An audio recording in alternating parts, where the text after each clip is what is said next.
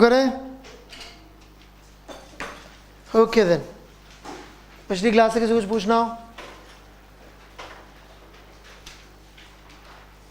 Nothing? Okay,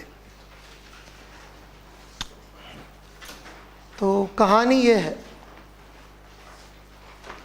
कि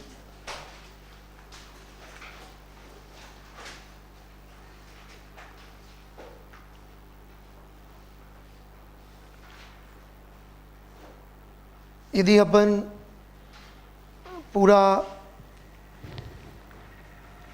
human evolution देखें, alright, तो it starts with our ability to harness energy, right.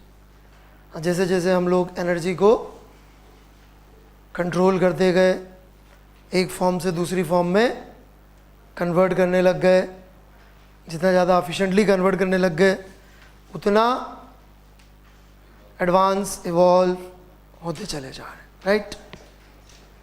जैसे कि रिसेंट जो एनर्जी का सबसे बड़ा चेंज करना किसी ने सीखा था 1945। क्या हुआ था 1945 में? न्यूक्लियर बम बना था, E = डेल्टा mc²।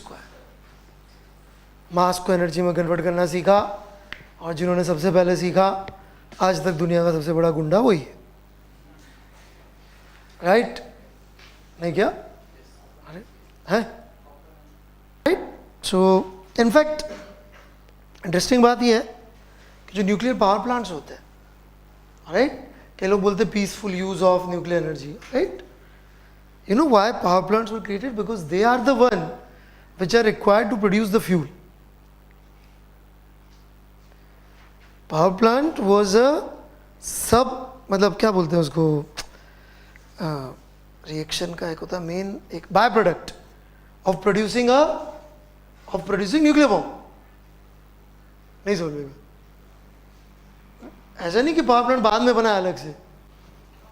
इनफैक्ट जितने भी ये पावर प्लांट्स होते हैं, न्यूक्लियर पावर प्लांट्स, उनसे कुछ ना कुछ ऐसी चीज निकलती है which can be used as a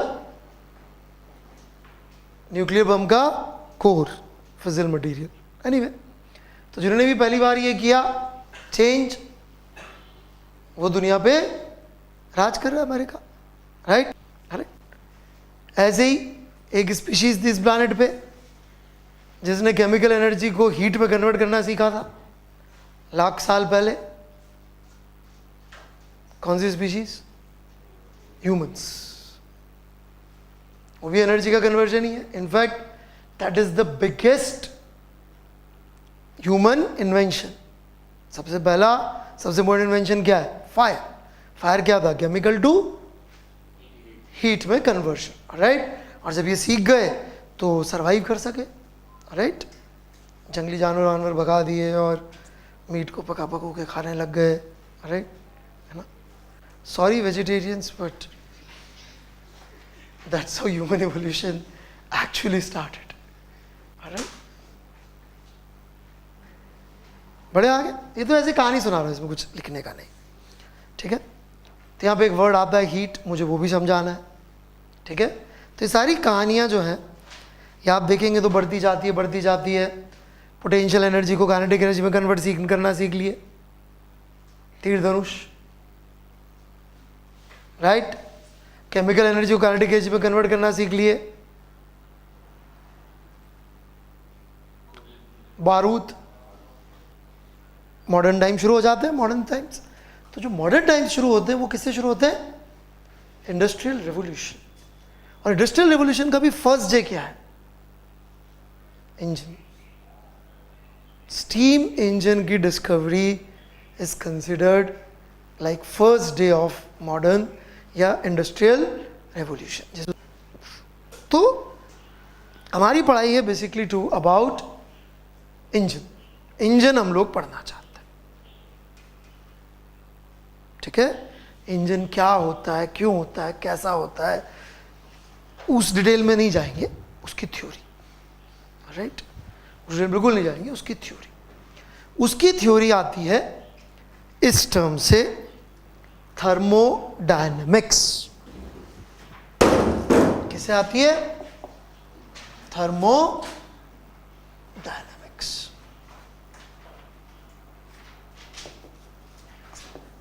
this is what we want to study, thermodynamics, right. Engine के बारे में हम लोग पढ़ाई करेंगे। By the time we finish हमारे पास एक रिजल्ट होगा कि if you do this your engine will be efficient. Okay, और किस लिए पढ़ रहे? इसलिए पढ़ रहे ताकि ज़्यादा एफिशिएंट चीज़ें बना सके। हाँ, ये अलग बात है कि physics has leg behind engineering in this. Originally engine पहले बनाए गए थे, फिर लोगों ने कहा यार ये जिस चीज़ पे काम कर रहे हैं ज़रा उस पर रिसर्च करते हैं ताकि अपन और एफिशिएंट इंजन कैसे बनाएं, इस पे इंजीनियर्स को हेल्प कर सके। इनफैक्ट हम जो बनना चाहते हैं that is called engineer, which comes from engine which is a thermodynamic machine. अभी engineer is a very broad term. There are software engineers जिनको इंजन के सामने खड़ा कर दो तो they will have no idea इसमें है क्या, right. Right, there are chemical engineers. अभी engineer is for everything, right. जहाँ पे भी हम टेक्नोलॉजी से रिलेटेड जो चीज़ों को कंट्रोल करते हैं उनको हम लोग इंजीनियर बोलते थे, राइट। सो लेकिन वो इंजीनियर वर्ड आया कहाँ से? Originally steam engine, right. और उसकी फिजिक्स क्या है? That is called thermodynamics. तो थर्मोडायनेमिक्स में हुआ क्या था, उसमें कौन सी एनर्जी की बात चल रही थी? कहानी मैंने एनर्जी से शुरू करी थी, राइट। यदि आप लेंगे हिस्ट्री ह्यूमन तो ऐसी ही चल रही थी। जो एक स्पीशीज़ केमिकल एनर्जी को थर्मल में कन्वर्ट करना सीख गई, हम लोग, राइट। फिर उसके बाद जो जो लोग करते गए और अच्छा कन्वर्जन, आप देखेंगे दुनिया पे और आज कर रहे कि नहीं कर रहे? तो ब्रिटेन ने कौन सा कन्वर्जन सीखा था, और राइट, उन्होंने क्या बना लिया था? What is thermodynamics? नाम में क्लियर है, thermo as in thermal energy, right, thermal energy. आप देखेंगे तो मैं यहाँ पे हीट वर्ड लिखना अवॉइड कर रहा हूं, क्यों वो भी समझाऊंगा। डायनेमिक्स मतलब मैकेनिकल एनर्जी, राइट। तो क्या करता है engine? What does an engine do? Converts thermal energy to mechanical energy. इसके पहले की दुनिया क्या थी मैकेनिकल एनर्जी के लिए?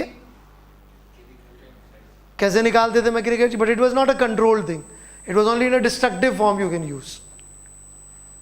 बंदूक से कोई कंस्ट्रक्टिव काम पॉसिबल नहीं है, राइट। तो डिस्ट्रक्टिव यूज क्या करते थे बंदूक का? To get mechanical energy they used to have slaves, या घोड़े, गधे, बैल, इस तरह के जानवर लेके उनको चलाओ आप, तो उनसे मिलेगी मैकेनिकल एनर्जी, राइट। की करी हुई है। And thermodynamics is all about engine. तो हमारा फाइनल आंसर क्या होगा? इंजन की एफिशिएंसी का आंसर होगा, राइट। तो हमें एक एक करके चीज़ों पे चलना है। हमें लॉज ऑफ थर्मोडायनेमिक्स पढ़ने हैं, हमें डेफिनेशंस पढ़नी है, और राइट, और फिर हम शुरू करेंगे काइनेटिक थ्योरी ऑफ गैसेस से। वहाँ से क्यों शुरू करेंगे? ये भी बड़ा सिंपल है। यदि आप थर्मल एनर्जी प्रोवाइड करते हैं सॉलिड या लिक्विड को, तो एक्सपेंशन होता है। कितना एक्सपेंशन होता है भाई? बंगाली सॉलिड लिक्विड को हीट देते तो हाँ, कितना हो जाता होगा? बहुत कम, राइट, बहुत कम होता है। एग्रीड और नॉट? गैस को हीट देते हैं तो जबरदस्त एक्सपेंशन पॉसिबल है। इसलिए जो इंजन का वर्किंग सब्सटेंस होता है, थर्मोडायनेमिक्स मतलब हम किसी को हीट देंगे और किससे मैकेनिकल एनर्जी निकलवाएंगे? किसको हीट देंगे? गैस को। It is always gas. ये जो thermal energy to mechanical energy का कन्वर्जन है, you need a medium for that. किसी को देंगे ना, सॉलिड को भी दे सकते हैं, पर उससे कुछ खास वर्क नहीं निकलेगा। इनफैक्ट जितने भी पावर प्लांट्स हैं, पावर प्लांट्स, राइट, वहाँ से तो आप बोले तो इलेक्ट्रिकल एनर्जी आती है, एग्रीड, इलेक्ट्रिकल एनर्जी आती है, बट इलेक्ट्रिकल एनर्जी कहाँ से आती है? मैकेनिकल एनर्जी से आती है। इनफैक्ट नेक्स्ट रेवोल्यूशन क्या था? Production of electricity, great Nikola Tesla, the man who invented 20th century. Tesla के बारे में बोला जाता है the man who invented 20th century, right? तो निकोला टेस्ला ने जो काम किया वो है production of electricity in its application, right? और इलेक्ट्रिसिटी प्रोड्यूस कैसे होती है? मैकेनिकल एनर्जी से. और मैकेनिकल एनर्जी लार्ज स्केल पे आती कैसे?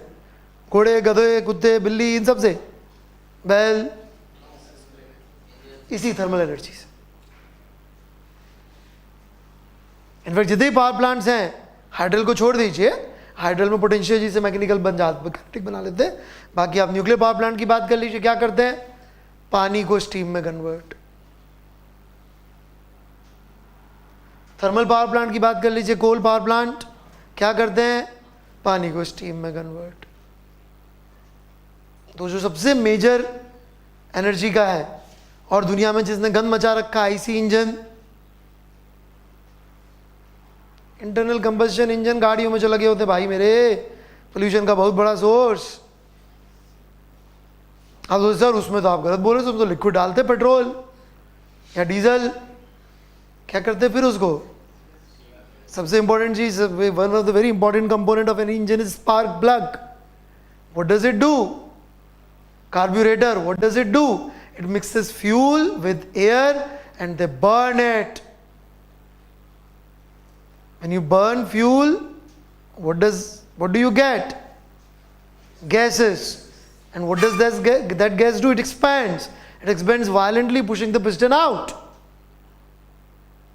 When the piston pushes out, it moves the crankshaft.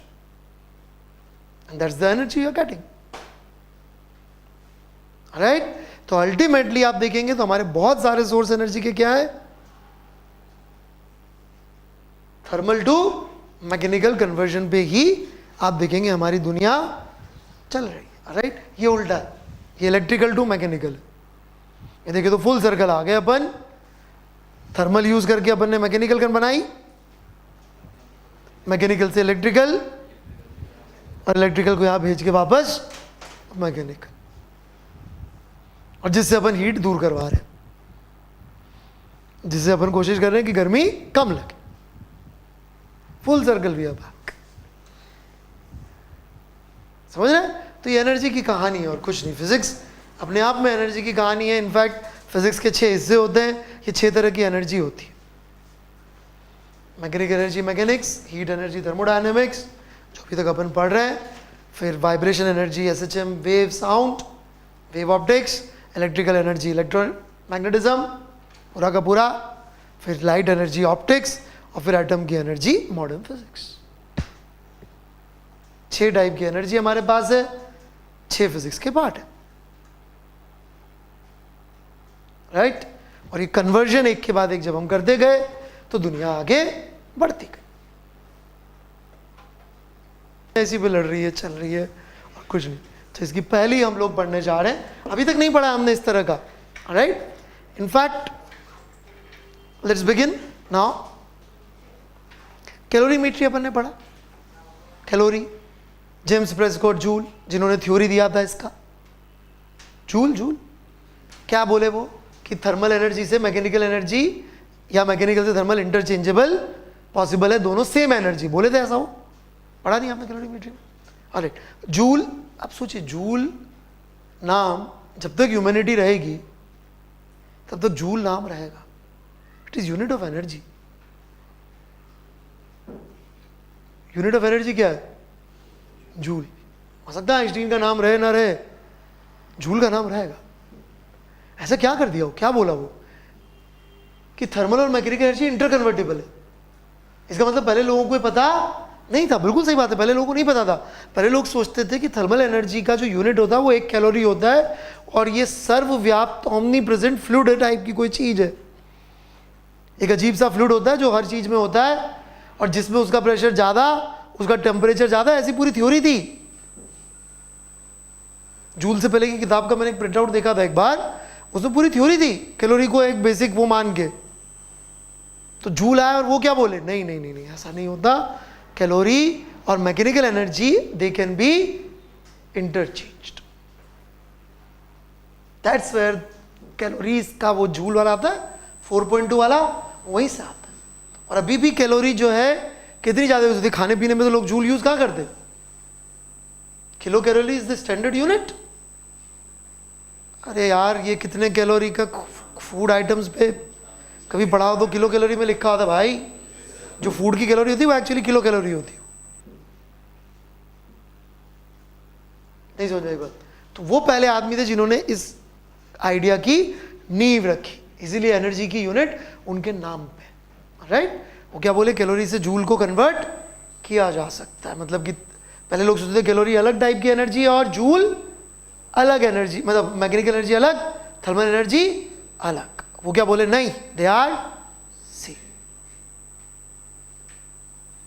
समझ में आ रही मेरी बात, राइट। फिर धीरे धीरे थर्मोडायनेमिक्स के लॉ आए, धीरे धीरे डेफिनेशंस आई, तो वो सब चीज़ें मैं आपको धीरे धीरे समझाना शुरू कर, ठीक है ना। हिस्टोरिकल पर्सपेक्टिव तो पूरा हो गया है। तो सबसे पहले हम शुरू करेंगे बाय डिफाइनिंग हीट। हीट क्या होता है? Very good. Energy in transit due to temperature difference is called heat. जो एनर्जी ट्रांसफर होती है ड्यू टू टेम्परेचर डिफरेंस, सिर्फ और सिर्फ उसको हम लोग हीट कहते हैं। कई बार हम लोग ऐसे यूज करते पाए गए हीट के, जैसे कि एक चैप्टर है हीट ट्रांसफर, पढ़ा हमने। अब यदि आप टेम्परेचर पुट कर दे तो नाम ही गलत हो जाएगा, transfer of energy to temperature difference का ट्रांसफर, राइट। कई बार हम लोग थर्मल एनर्जी और हीट को इंटरचेंजेबली यूज कर लेते हैं, लेकिन वो with context, it is not maths, physics है ये। तो यहाँ पे आपको कॉमन सेंस की जरूरत पड़ेगी। Language is not perfect, maths is the perfect language, hence it is completely useless on its own. On its own, maths has no use. You have to apply it to the real world, then only you can get any use out of it.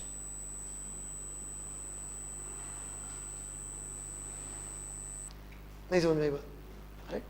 तो thermal energy क्या होती है, वो एक अलग कहानी है, right.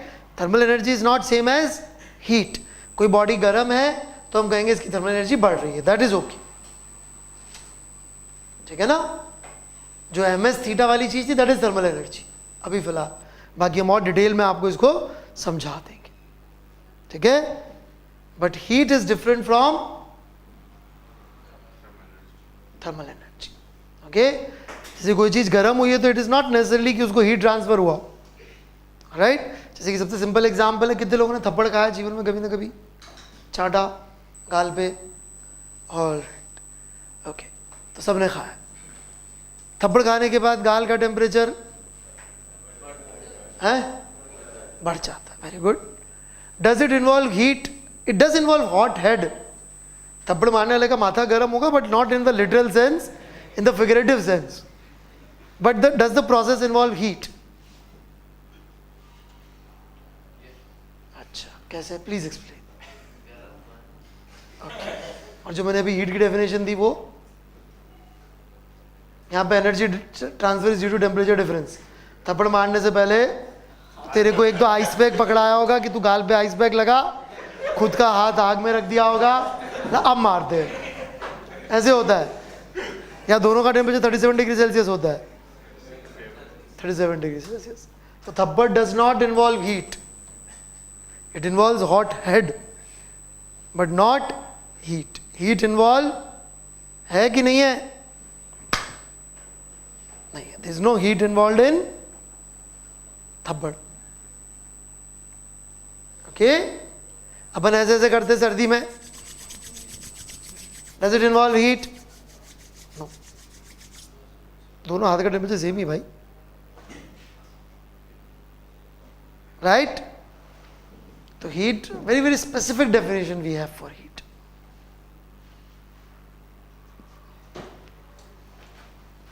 Energy transfer due to temperature difference. आग के सामने बैठे हुए अपन, दैट इज हीट। पानी गर्म कर रहे हैं गैस पे, दैट इज हीट। खाना बना रहे हैं, that is heat. Got it? हाँ जी बोले।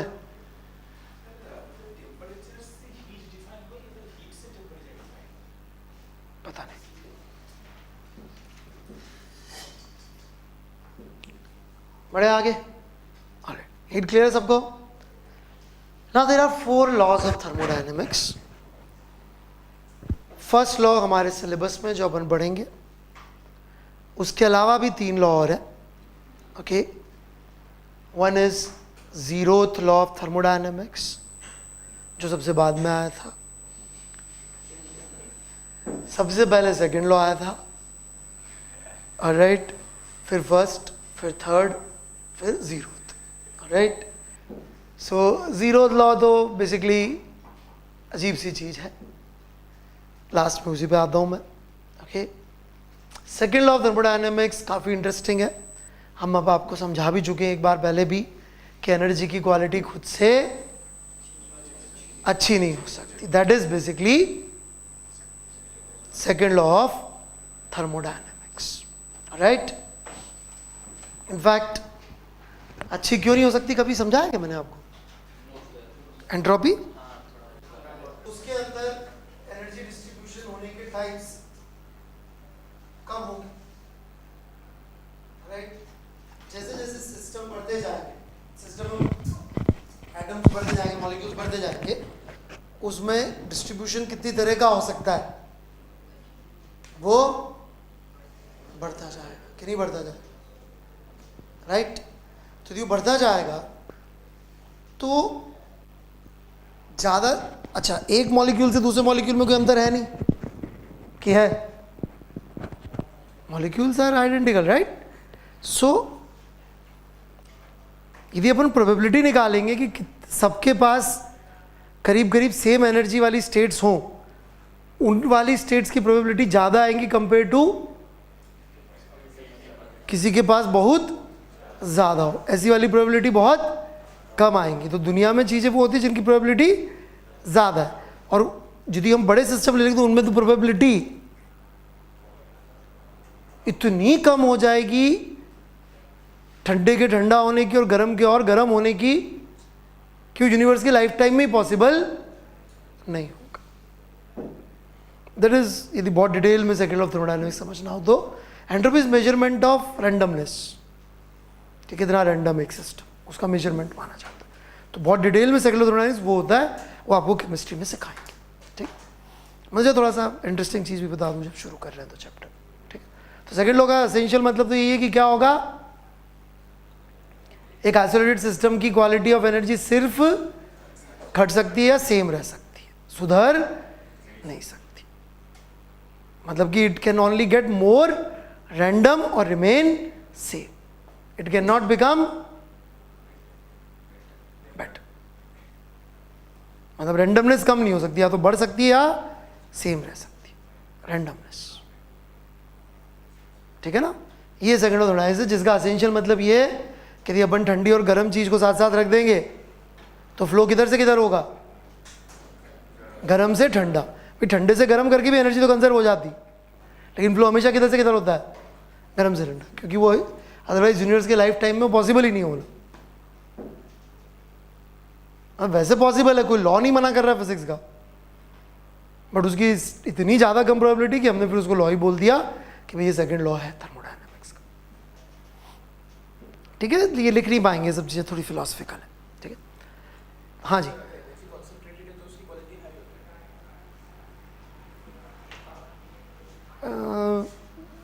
कम रैंडम है तो, कंसंट्रेटेड नहीं, कम रैंडम है तो, अब जैसे चाहे समझ लीजिए, एग्जैक्ट वर्ड यही है। लेकिन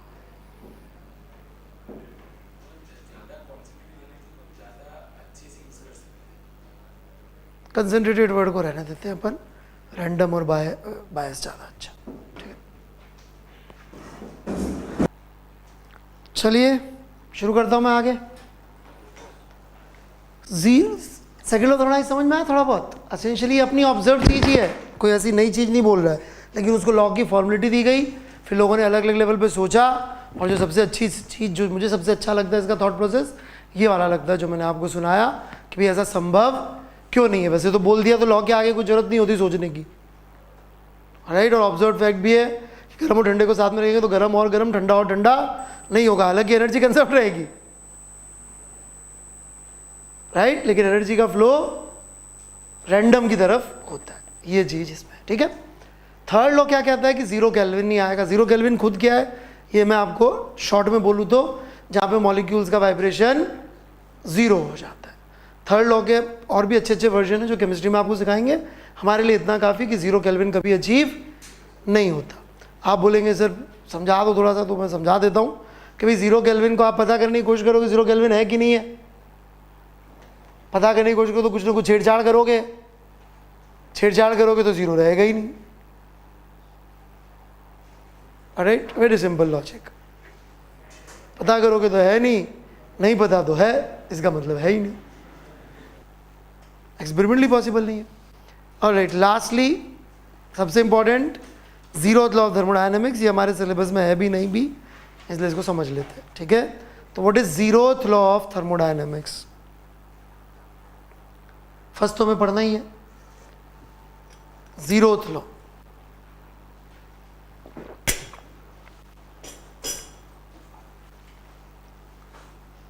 When body A is in thermal equilibrium with body B,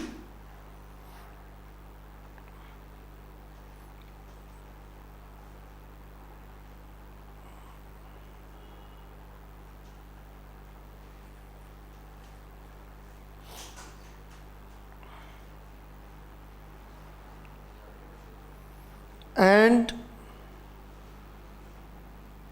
body B is found to be in thermal equilibrium with body C, then body A will be said to be in thermal equilibrium with body A.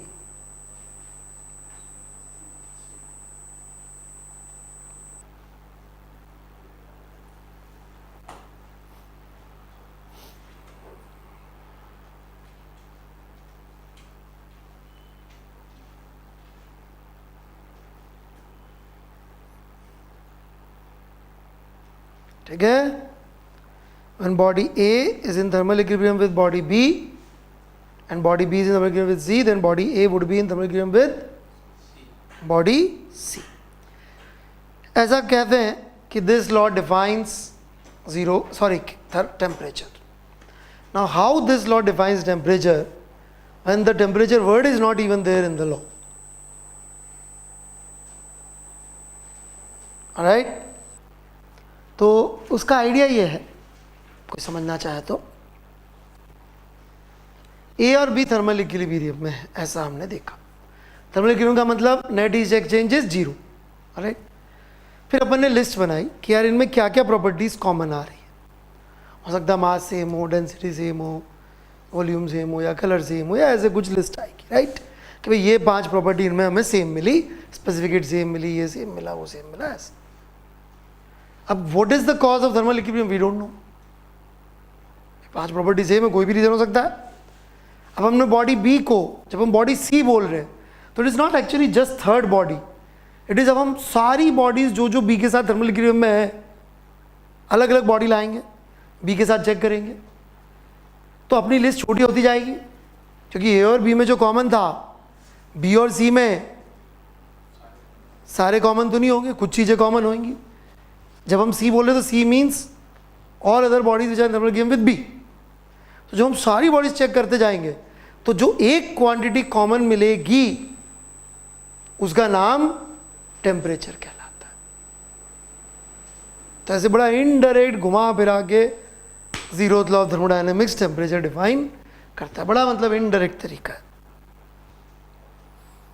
बढ़े आगे, कोई doubt? This is 0th law of thermodynamics, it defines what is temperature की। Basically दो bodies के बीच में thermal equilibrium मतलब net heat exchange नहीं है, तो उनके जो प्रॉपर्टी सेम होती होगी उसका नाम टेम्परेचर है। इस तरह से डिफाइन किया गया, ठीक है। कई साइंटिस्ट लोग इसके अगेंस्ट भी हैं कि यार 0th लॉ ऑफ थर्मोडायनेमिक्स फालतू बात है, ऐसे भी करते हैं, बोलते KTG is good enough to explain what is temperature. जैसे हम आगे देखेंगे, हम केटीजी पढ़ेंगे तो वहाँ पर टेम्परेचर आप देखेंगे कि फर्स्ट क्लास एक्सप्लेन हो जाता है, ठीक है। हीट मैंने समझा दिया है, 0th लॉ समझा दिया है, सेकंड थर्ड लॉ थ्योरेटिकली बता दिया है, फर्स्ट लॉ हम लोग थर्मोडायनामिक्स का पढ़ा शुरू करते, लेकिन not through thermodynamics but through पहले KTG, क्योंकि वहाँ से उसकी फाउंडेशन लगती। ठीक है, और कुछ नहीं। ठीक है, चलिए हम लोग गैस लॉ से शुरू करते हैं। तो गैस, ओके, तो Boyle's law, Charles law, Gay Lussac's law सुने कि नहीं सुने? पढ़ा है सर ने? PV diagram, PT diagram, conversion PV का वीटी में कि नहीं सीखे? ग्राफ राफ बनाना, हाँ, इन सब के ग्राफ राफ भी सीखे हुए हैं। पीवी इक्वल टू एनआरटी, थोड़ा बहुत इसका यूज़ वगैरह कि नहीं सीखे? सीखे, ठीक है। तो मैं वाला पोर्शन फिर नहीं ले रहा हूँ जो उधर सिखा दिए। ठीक है, मैं थोड़ा बहुत KTG भी वो पढ़ा चुके हैं शायद, पॉस्टुलेट भी बता चुके हैं उसके कि नहीं बता चुके? कॉपी करके लाए आप लोग? है क्या कॉपी में? है क्या? नहीं अभी? चलो छोड़ो, कोई बात नहीं, कोई नहीं। तो काइनेटिक थ्योरी ऑफ गैसेस में जो पॉस्टुलेट्स थे उसके बारे में हम लोग बात करेंगे। राइट, यहाँ पे एक टर्म यूज़ करते हैं आइडियल गैस। ठीक है, तो वाहियात किस्म की थॉट प्रोसेस इस तरह के होते हैं दुनिया में। सच भाई चीज़ एग्जिस्ट नहीं करती तो पढ़ते क्यों है? This is what stupid people will always say. Right, sir जब मासलेस पुली एग्जिस्ट नहीं करती तो पढ़ते क्यों है? सर पार्टिकल एग्जिस्ट नहीं करता तो पढ़ते क्यों? पढ़ाई मत करो यार। Right, these are all situations की जहाँ पे अपन उतने वेरिएबल ले रहे हैं जो अपने समझ में आ जाए। अभी क्या हमने पुली को मासलेस नहीं माना होता तो न्यूटन्स लॉ पढ़ पाते हम? नहीं। बाद में मान लिया ना पुली में मास, कि नहीं मान लिया? रोटेशनल डायनेमिक्स से मान लिया। तो that's the way it is. Right, कि हम लोग किसी भी चीज़ को स्टडी करनी हो तो नंबर ऑफ वेरिएबल्स लिमिटेड करते हैं। जैसे कि so you limit your number of variables and you just look at that. All right, gas is made up of small identical rigid particles called molecules.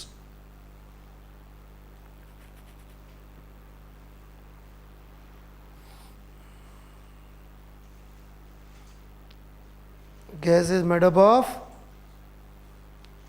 small identical rigid particles called molecules. ठीक है, बाद में इस rigid को जब हम vibration energy consider करते तो हटा देते हैं, पर हमारे सिलेबस में वाइब्रेशन एनर्जी है नहीं तो हम रिजिड भी लेके चल सकते हैं। अब जब हमने स्मॉल बोला, किस चीज़ के मुकाबले small? Compare to average separation between the.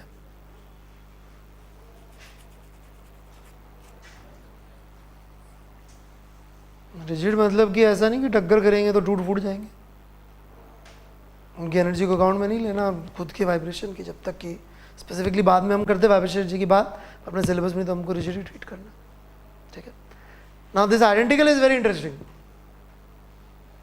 कि सारे मॉलिक्यूल जो हैं एक पर्टिकुलर टाइप की गैस के एक दूसरे जैसे ही होते। You can not distinguish between one molecule to the other molecule, कि हाइड्रोजन वाला राम जा रहा है, हाइड्रोजन का श्याम जा रहा, ऐसे हाइड्रोजन में राम श्याम एग्जिस्ट नहीं करते।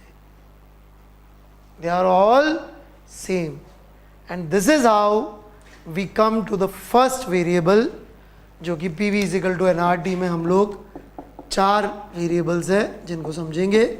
और पहला है N, नंबर ऑफ मोल्स। कैसे पहुंचे हम लोग नंबर ऑफ मोल्स तक?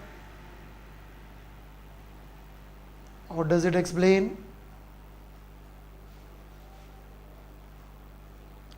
देखिएगा, number of moles is basically equal to, it represents total number of molecules which is NNA, right? तो हम लोग काउंटिंग से कैसे काम चला रहे अमाउंट के लिए, मास की ज़रूरत क्यों नहीं पड़ती? राइट, कि केमिस्ट्री में ये बात बहुत पहले ही लोगों को समझ में आ गई थी, पता नहीं आपको मोल कॉन्सेप्ट का कॉन्सेप्ट समझाया गया है कि नहीं इस तरीके से, राइट, क्योंकि जनरली कैलकुलेशन सिखाते हैं, बट मोल कॉन्सेप्ट का कॉन्सेप्ट भी है कि मोल का आइडिया आया कहाँ से। जब केमिकल रिएक्शन दे रियलाइज कि जब हम वो वेट में करते थे तो वो अलग अलग रेशियो ऑफ वेट चाहिए होता था चीज़ें बनाने के लिए। फिर जब ये आया कि नहीं एक यूनिट होती होगी हर कंपाउंड की, एलिमेंट की, व्हाटएवर जो भी नाम थे उनके, राइट, फिर उस यूनिट को उनको समझ में आया कि यार ये काउंटिंग से चलनी चाहिए कहानी रादर देन मास से, और मास फिर काउंटिंग से उल्टा कैलकुलेट करते थे, राइट। तो चूंकि आइडेंटिकल इसलिए counting is good enough to measure the amount. यदि आइडेंटिकल नहीं होते तो फिर हम अमाउंट के लिए, जैसे कि यहाँ पे किलो, कितने किलो बैग्स हैं, ये नापने से नंबर ऑफ बैग्स आइडेंटिफाई नहीं हो पाएंगे। नहीं समझ में आई बात, राइट। जबकि कोई आइडेंटिकल चीज हो, जैसे रुपये, पैसे, सिक्के सुक्के, तो उसको आप वेट कर लेते हो, वे करके कर लेते हो। जैसे कि उधर वो कोई मंदिर है जहाँ पे बहुत चढ़ावा चढ़ता है, तिरुपति। तो तिरुपति में they don't count money, they weigh. That is much faster way to measure कि कितना चढ़ावा आया। समझ में आ रही बात। तो इट्स लार्ज नंबर के लिए ज़्यादा अच्छा क्या है, काउंटिंग। तो यहाँ पे अपन काउंटिंग क्यों कर सकते हैं, बिकॉज इट इज आइडेंटिकल। मान लीजिए सारे नोटों का मिक्स करके वे करेंगे फिर तो उल जरूर रिजल्ट आ जाएंगे, राइट। तो वैसी चीज़ है, आइडेंटिकल इसलिए आप काउंट कर लो चाहे वे कर लो, ठीक है। और ये स्टैटिस्टिकल मैकेनिक्स यहाँ पे काउंटिंग से ही चलेगी हमारी सारी स्टोरी, ठीक है। आइडेंटिकल वर्ड क्लियर है, नंबर ऑफ मोल्स क्यों आ रहा है ये क्लियर है, ठीक है। आप ऐसा करिएगा, एक फिजिकल केमिस्ट्री में जो पॉस्टुलेट्स दे रखे हैं वो लिख के लाइएगा केटीजी के। तो कल अगली क्लास में हम लोग केटीजी कर देंगे ख़त्म, कि कुछ होता है नहीं इसमें पढ़ाने को, वो पढ़ा चुके होते हैं, ठीक है ना। तो इसीलिए मैंने आज थोड़े से गप्पे शप्पे मार लिए कि आपको थर्मोडायनेमिक्स का पर्सपेक्टिव समझ में आया कि चल क्या रहा है यहाँ पे, कन्वर्जन ऑफ एनर्जी, है ना। और किसके थ्रू करते हैं अपन, गैस के थ्रू करते हैं। इसलिए हम किसकी थ्योरी पढ़ रहे हैं, गैस की थ्योरी पढ़ रहे हैं, ठीक है ना।